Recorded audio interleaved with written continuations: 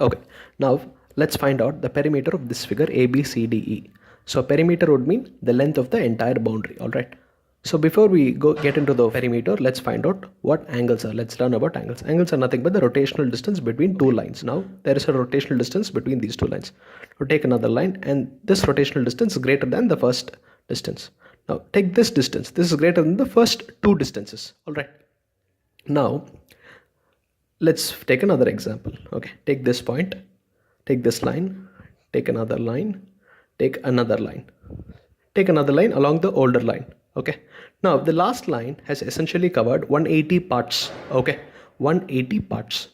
Now let's learn about right angles. Draw another line, and let's say this is a right angle denoted by a square ABC. Okay, now A is neither close to B nor close to C. Okay, at this point the angle that A takes from BC is a right angle. Right, okay, in the middle. 180 is divided into 2. Okay.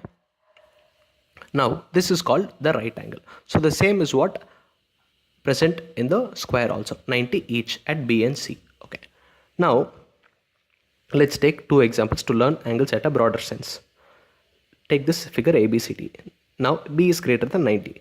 A is also greater than 90. Now the distance between C and D, a line joining CD, is greater than AB, obviously. Okay, because angle A and angle B are both greater than 90 each. All right. Now let's take another example. Take another figure ABCD. Okay, ABCD.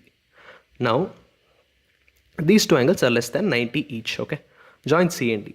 Now CD is obviously lesser than AB because angle A and angle B are both each less than 90. Okay.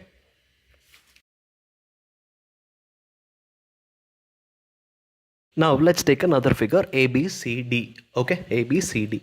Now A and B are both 90 each. So obviously CD equals AB. Alright. Same applies to this figure also. Since B and C are 90 each, AD equals BC. Okay.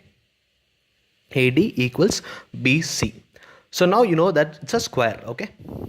All four sides are equal, so AD is 12.